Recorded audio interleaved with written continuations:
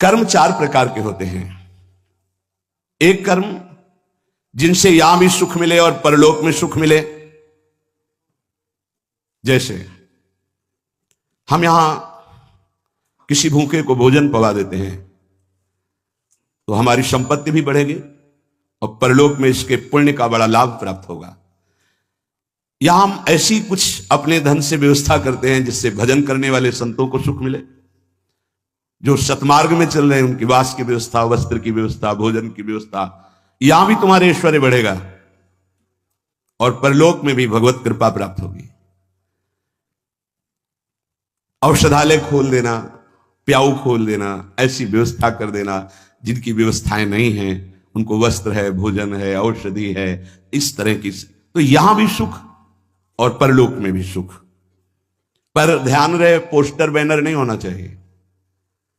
अगर आपने कहीं छपवा दिया या अपनी जबान से कह दिया तो उसका प्रभाव क्षीण हो जाता है। तो ये ध्यान रखो, जिनमें यहां भी सुख मिले और परलोक में सुख मिले उसे सत्कर्म कहते हैं। सत्कर्म गुप्त होना चाहिए, पर अभिमान गुप्त होने नहीं देगा, पक्का। वो चाहे दीवाल से कहेगा जरूर, ये अंदर देख लेना फूलन आएगी, कहना कुछ तो ऐसा कि बाद में संत पाएंगे, पहले ही परिक्रमा मार्ग में बोर्ड लग जाता है, आज यहां 100 संत सेवा और अमुक जिले के अमुक अमुक अमुक ऐसे, तब ये लगता है कि कैसे तुम नादान बच्चे हो, तुम्हें इतना बड़ा सौभाग्य सुकृत का मिला था, इतना महान सत्कर्म हो, तुमने सब मिटिया मिट कर दिया। ये कर्म तभी परलोक में आपको मिलेगा जब यहां आप गुप्त रखें।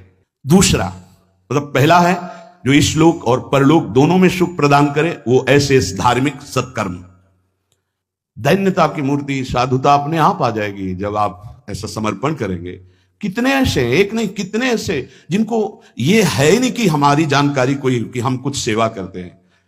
अहम को पुष्टता चाहिए। इस लोक परलोक में यदि अपने कर्म का जो सुकृत है तो भगवान से प्रार्थना करो कि कोई न जान पावे, ऐसा कार्य करो, तो वो आपको इस लोक और परलोक दोनों में उन्नति प्रदान करेगा। दूसरा, जिनमें यहां भी दुख और परलोक में भी दुख। पहला है यहां भी सुख और परलोक में सुख। दूसरा है यहां भी दुख और परलोक में दुख। पर स्त्री गमन, जो दूसरे माताओं के साथ, बहनों के साथ व्यभिचार करते हैं, यहां भी दुख और परलोक में दुर्गति। अगर गृहस्थ हो तो एक पत्नी जो आपने पानी ग्रहण किया है, बस। दूसरा मदिरापान, मद्यपान, यहां भी दुख, परलोक में दुर्गति। द्वैत कीड़ा, जुआ, यहां भी दुख, परलोक में दुर्गति। हिंसा, मांस खाना, यहां भी दुर्गति और परलोक में भी दुर्गति। देख लेना, खूब मांस खा लो, फिर तुम्हारा मांस जब अंतिम समय सड़ेगा ना और तुम्हारी जब दुर्गति होगी तब तुम्हें पता चलेगा। अभी तो खा लो, अभी तो तुम बातें बना लो, समय आएगा तब तुम्हें ऐसा जलाएगा। कभी कभी ऐसा लगता है कि ये मानव देह केवल संत कृपा से ही लाभ ले सकता, अन्यथा नहीं ले सकता। ये कोई पक्षपात की बात नहीं। जिनको संत समागम नहीं मिला है, पूरा पशुवत जीवन व्यतीत हो रहा है, पशुवत जीवन। बस इतना लक्ष्य है, कितना भोग भोग लें, कितना विषयों का सेवन कर लें, बस इतना ही उनका लक्ष्य है। वो चाहे पैसे के बल से, वृद्धावस्था पैसे के बल से, वही विलासिता, वही भोग, सोच नहीं रहे कि किस लिए आया था, क्या करना। यहां भी दुख और वहां भी दुख। जो दूसरों को दुख देता है, हिंसा करता है, व्यभिचार करता है, मांस खाता है, यहां भी दुख और परलोक में भी दुख। तीसरा, यहां सुख, परलोक में दुख। जो कर्जा ले लिया, वापस नहीं किया, कई तरह के ऐसे दूसरों को लूटने वाले, दूसरों का नाना प्रकार से सुख चुराने वाले जो लोग हैं, वो यहां सुख का अनुभव करने के लिए करते हैं। अपहरण कर लिया, ऐसा कर लिया, चोरी कर लिया, ऐसा, इसके बाद का परिणाम परलोक में तो भयानक दुख मिलेगा और सबसे बड़ा दंड होता है, मन जलता रहता है। कोई भी अधर्म करने वाला मन कभी प्रसन्न नहीं रह सकता, निर्भय नहीं रह सकता।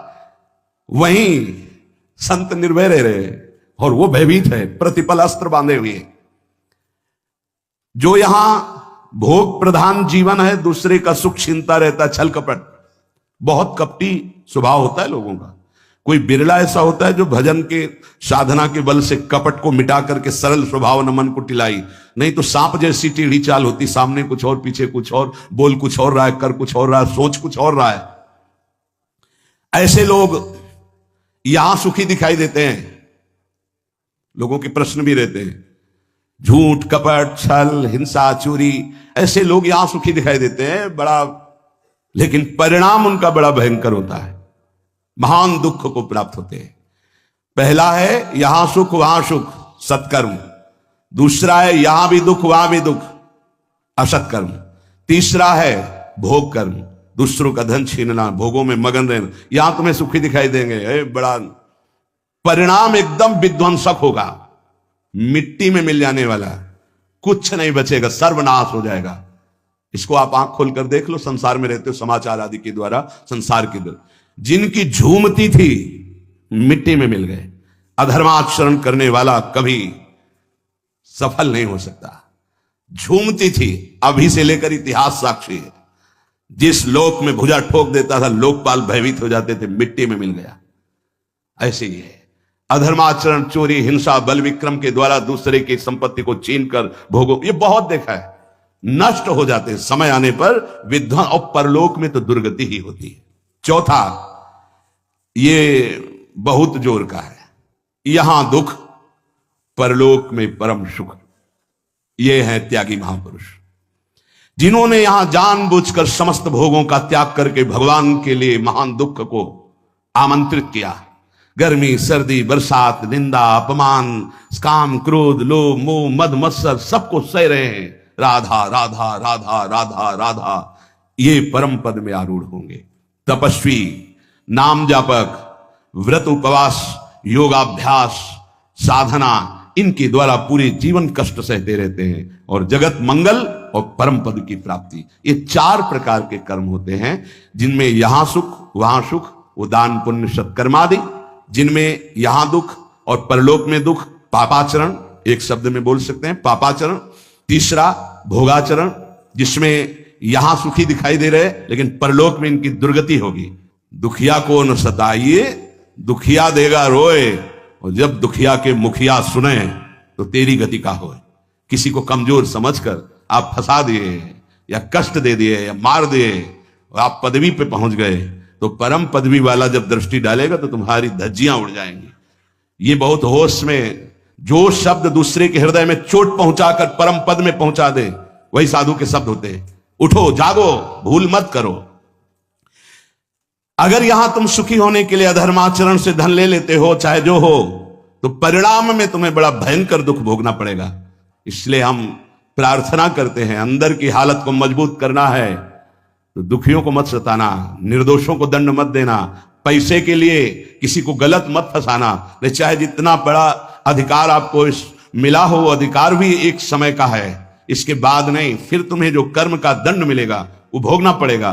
त्रिभुवनपति अधिकार प्राप्त है महाराज नहुस को, भूल गए अपने कर्तव्य को और पदाभिमान में गलत आचरण में कदम रख दिया तो अजगर की योनि प्राप्त हुई, भ्रष्ट हो गए देवराज इंद्र पद से। कोई भी पद अगर आप गलत आचरण करोगे तो समय पर जब दंड देगा, पद भी छिन जाएगा, सुख भी छिन जाएगा, परिणाम महान हानिकारक दुख कारक होगा। उपासक यदि बहुत जल्दी पवित्र और शुद्ध साधना में समर्पित होना चाहता है तो शरीर और प्राण, इन दोनों को भगवान के चरणों में समर्पित कर दे। हमारी अब जिम्मेवारी खत्म, समर्पित। तो समर्पण भी हमें नहीं आता ना, कैसे समर्पित करें, इसीलिए गुरु रूप में भगवान पधार